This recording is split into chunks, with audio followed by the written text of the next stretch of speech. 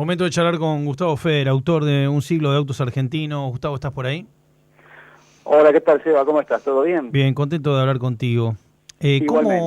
¿Cómo empieza la idea de hacer un libro y compilar de un modo tan ajustado la historia automotriz argentina, 100 años? Bueno, es que en realidad esto se fue gestando desde hace muchos años, no como un libro, sino que yo desde mi adolescencia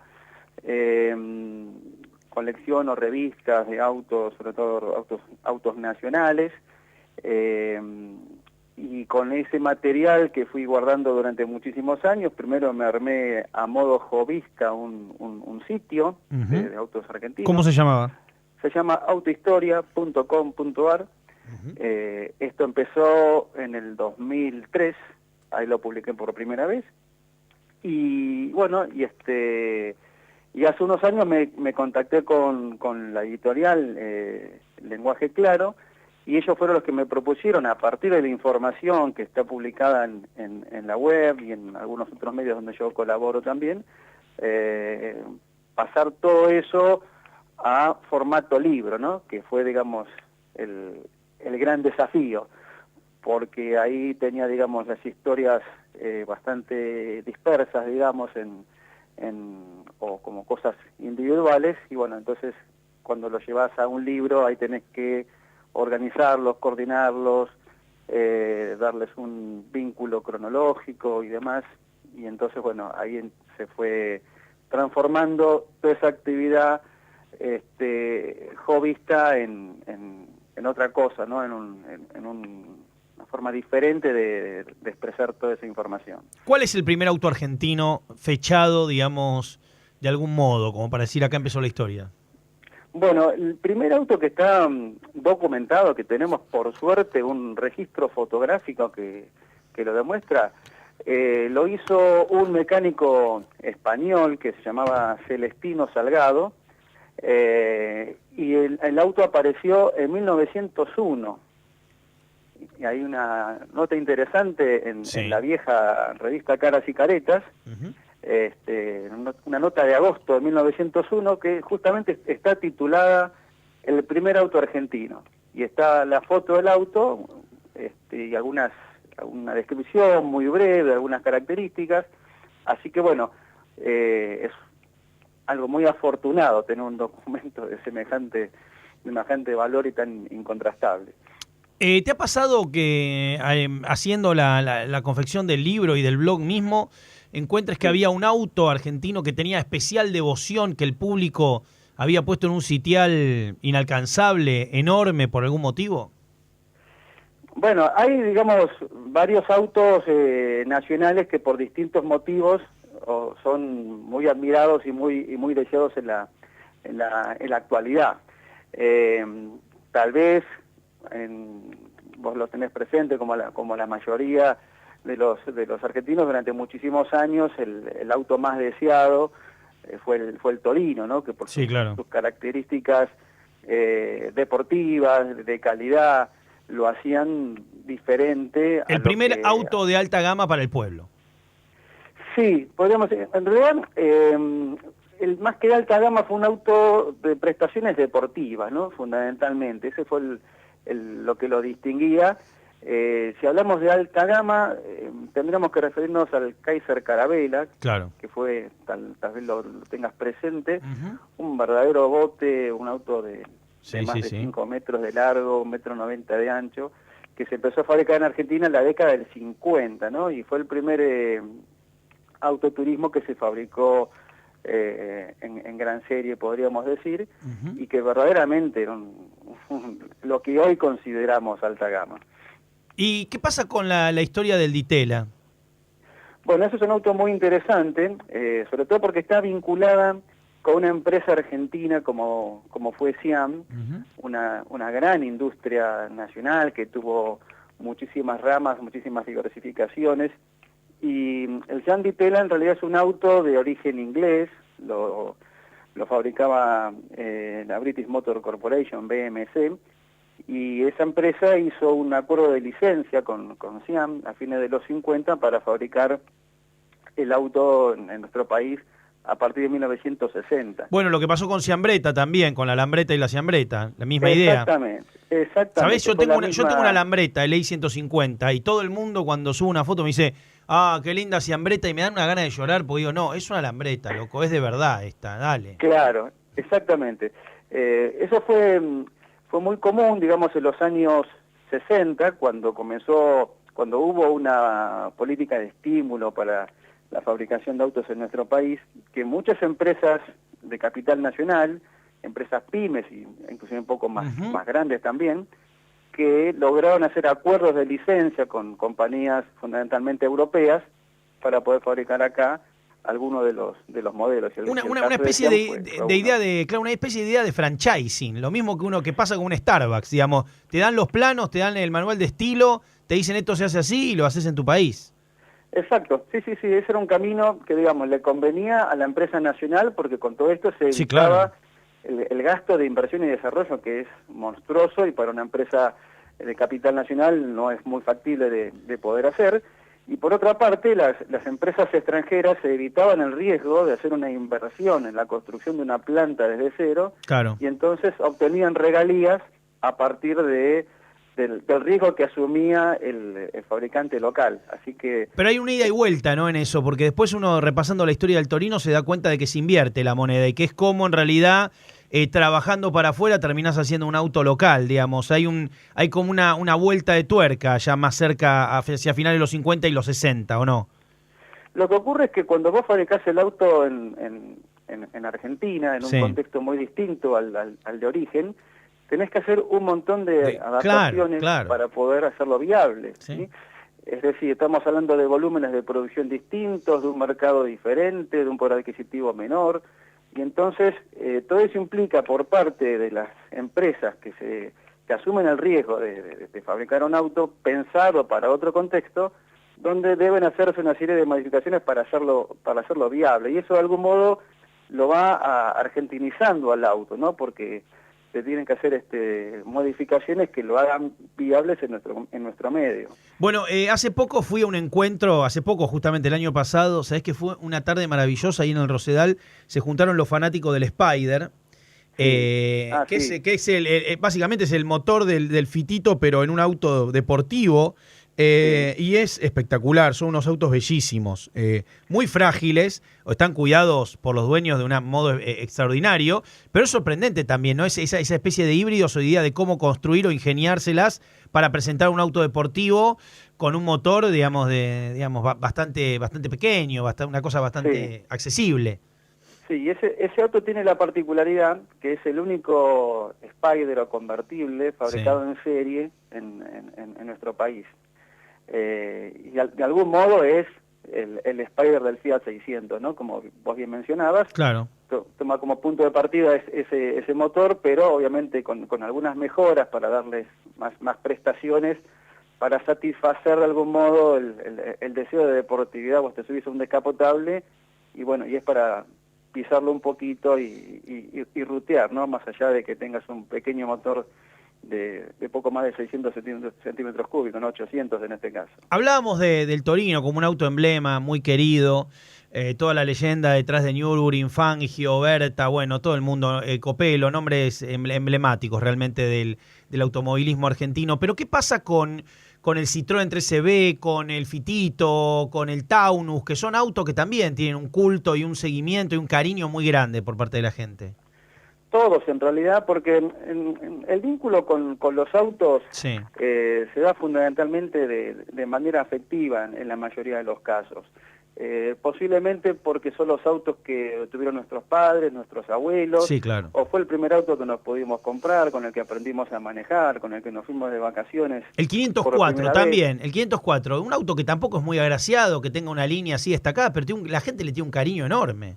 Lo que pasa es que el 504, particularmente, en los años 70, cuando la Argentina estaba cerrada a la importación, era de algún modo, en general siempre la marca Peugeot tuvo esa impronta de marca de auto de lujo, sofisticado, y el 504 con esas características particulares de la marca, por ejemplo, el techo que se podía Sí, por abrir. Dios. Sí, se podía abrir si era He-Man, hermano, ¿eh? Sí. Vos trataste de abrir un Tachón 504, yo no sé si porque era un niño, pero había que tirar, ¿eh? No era que lo abrías canchero, hola, tiki, no, había que darle. Yo no tuve, pero sí, Sí, eso, sí. ese era un detalle que se comentaba en la época. Pero bueno, era, digamos, de algún modo lo que lo hacía distinto al resto, ¿no? Es un detalle de sofisticación que, bueno, lo ponía en otro lugar. Y después una cosa increíble, bueno, lamentable, pero cómo ha quedado estigmatizado un vehículo como el Falcon. Digamos, el Falcon, desde el año 76 hasta el 83, pasa a ser uno de los autos más nefastos de la historia argentina. Un auto que es precioso, digamos, ¿no? También hay que entender la diferencia del estigma totalmente comprensible que tienen los Ford Falcon en Argentina, pero una línea descomunal. Y la particularidad, el Futura, que era el concept de Ford sobre el cual se armó el Batimóvil de la serie del 66 de Batman, si uno se fija un Falcon de costado, te digo que ves al Batimóvil, la línea la ves, ¿se entiende la idea?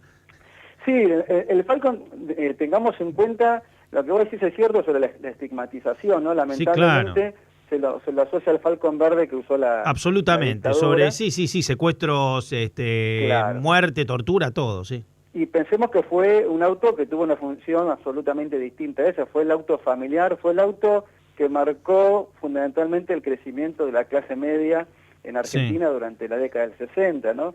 Un auto que De hecho, aparte hay un con un libro bazucazo sobre la clase media argentina, sí, que en la tapa hay un falcon, ¿no? Como simbolizando todo eso, ¿no? La movilidad social, la posibilidad de acceder a un auto, y no solo un auto pequeño, sino ya un auto grande, con más prestaciones, con más espacio.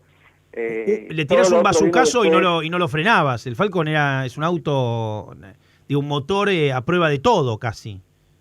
Y fíjate que es un auto que duró 30 años, Sí. se usó para todo, patrullero, taxi. Bueno, el 504 también, ¿eh? Sí, Claro, fueron y dos taxis. tuvo una etapa gloriosa también en el automovilismo deportivo, con muchos campeonatos.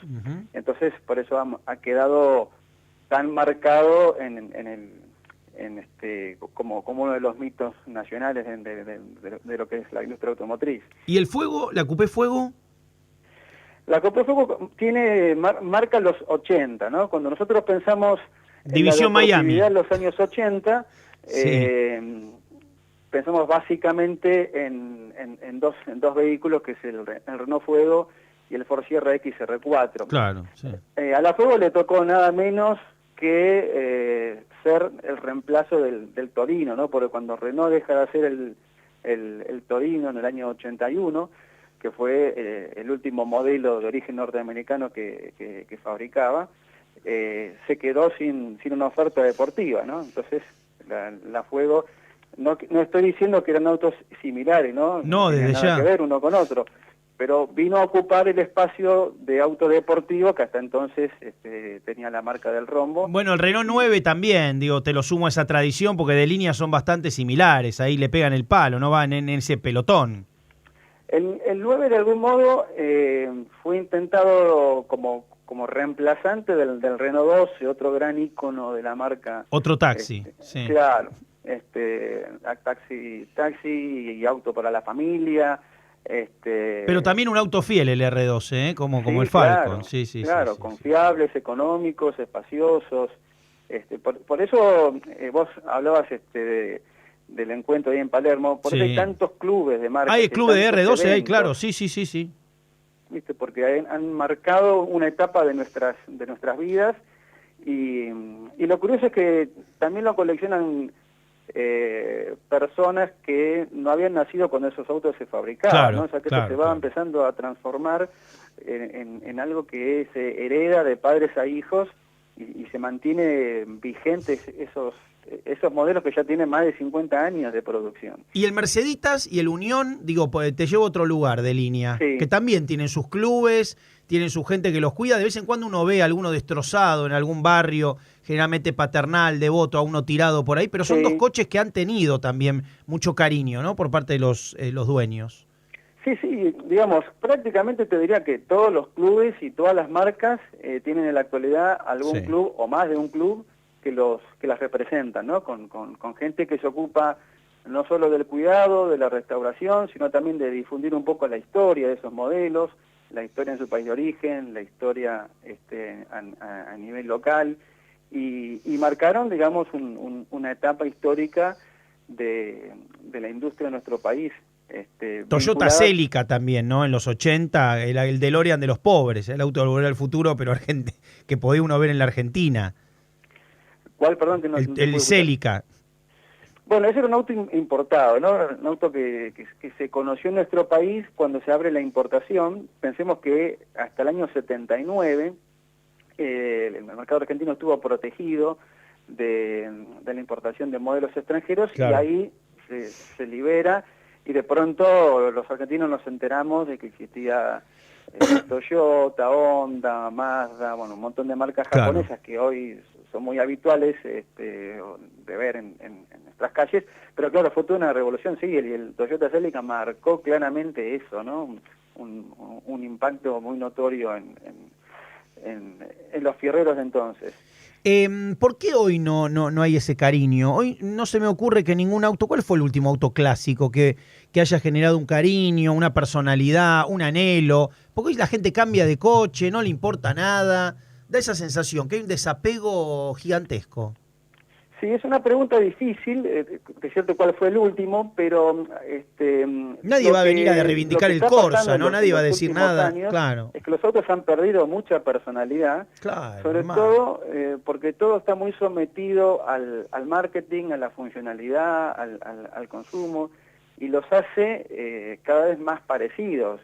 Cuando nosotros éramos chicos, sí, distinguíamos a los autos por el sonido del motor. Exactamente. ¿Sí? De espalda te das cuenta que venía claro, un Torino, un Falcon o un Fairlane, o un Fiat 125. Hoy es imposible. Y hasta te cuesta, si vos ves los autos de perfil de la actualidad, que aparte son todos blancos, casi que no han desaparecido los colores, entonces es muy difícil encariñarse con algo que carece, digamos... Son de papel, además, son de papel, te da la sensación de que nada, que son autos, viste, que un rato lo tenés que cambiar cada 5 años por otro, porque ya es como un desastre. Sí, se ha perdido ese encanto, eso distinto que tuvieron los autos por ahí hasta los años 80 y comienzos de los 90, ¿no? Sí. Yo no digo que esté mal, simplemente que responde a otros parámetros que manejan a la industria actual, entonces uno lo tiene que entender también de ese lado. Estaba hace un año y medio, 2 años, tomando un café sobre la avenida Libertador. Sí. Y venía y yo escucho algo y digo, ¿qué es esto que está pasando? Escucho algo en la lejanía y pasa un Ferrari. Oh. Y yo te puedo garantizar, porque me hiciste acordar con eso que dijiste del sonido del motor. No se podía creer. Claro. No se podía creer ese sonido. No se podía creer. Destacaba por sobre la masa de coches que venían de un modo que no te lo puedo explicar. Un placer. Claro. Un placer como escuchar cuando prenden una Harley, ¿me entendés? Un placer. Sí, exacto. Lo que ocurre es que hoy la personalización queda restringida a estas marcas, ¿no? Sí. Súper exclusivas, muy caras, de pocas series.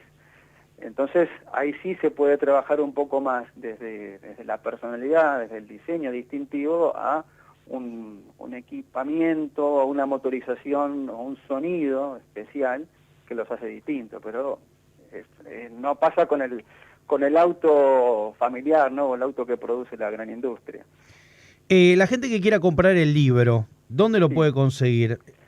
Bueno, me pueden escribir a un correo que es autohistoria@gmail.com, y si no también a través de la editorial Lenguaje Claro, que es lenguajeclaro.com. Perfecto, muchísimas gracias, la verdad, por esta charla. Es hermoso hablar de autos con gente apasionada, como es tu caso. La verdad que excelente, extraordinario, y yo recomiendo mucho el libro porque te hace viajar, digamos, a esos recuerdos, los olores del cuero adentro de los autos.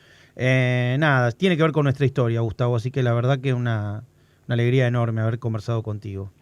Bueno, el placer fue mío, y coincido con eso, con las visiones, con los olores que nos dejan los autos que hemos tenido. Qué lindo. Así que bueno, un placer muy grande y para cuando quieras. Bárbaro. Un abrazo enorme.